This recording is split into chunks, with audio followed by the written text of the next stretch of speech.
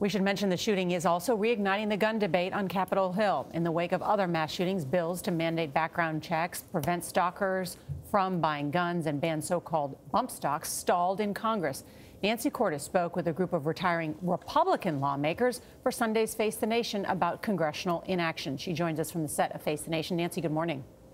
Good morning. About 24 Republicans have already announced that they're not going to be running for re-election, and some say that they've grown frustrated with the gridlock that reigns even after tragic events like this one. I sat down with 4 departing lawmakers, Jeff Flake, Ileana Ros-Lehtinen, Charlie Dent, and Ed Royce, who said Congress does need to be doing more to combat mass violence.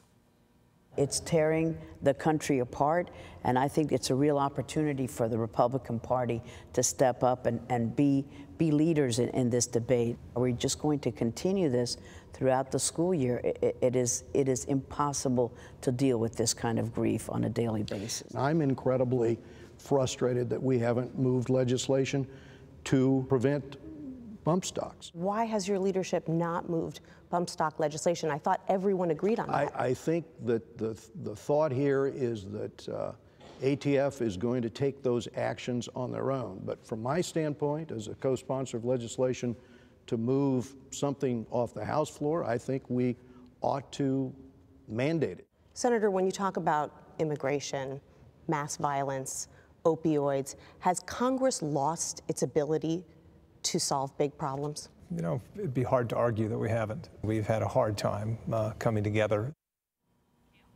And it does not appear that that is going to change anytime soon. Yesterday, I asked House Speaker Paul Ryan whether law enforcement officials should be able to confiscate weapons from mentally ill people who, like this young man, expressed an interest in violence. The Speaker said, as he has after many mass shootings, that it isn't time to jump to conclusions. And if there are gaps in the background check system, then those should be addressed at some point, Norah. It's a good question, because the sheriff was asking for just that right the other day from lawmakers.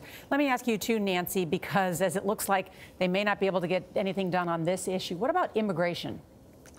Well, it completely fell apart in the Senate this week. None of the bipartisan or Republican plans were able to get to 60 votes. And so we now turn to the House, where the plan that's most likely to get a vote is a Republican plan that does provide protections for these so-called dreamers, but also includes a lot of tough new immigration reforms that are going to fall flat with Senate Democrats. So the path forward for these hundreds of thousands of so-called dreamers is really in limbo right now, with the DACA program set to expire in a few weeks. And we're going to get into all of that this weekend on Face the Nation with Democrat Chris Coons and Republican Tim Scott. See if there's anything at this point that Congress can do.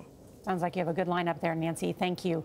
And you can see more of Nancy's interview on Face the Nation this Sunday.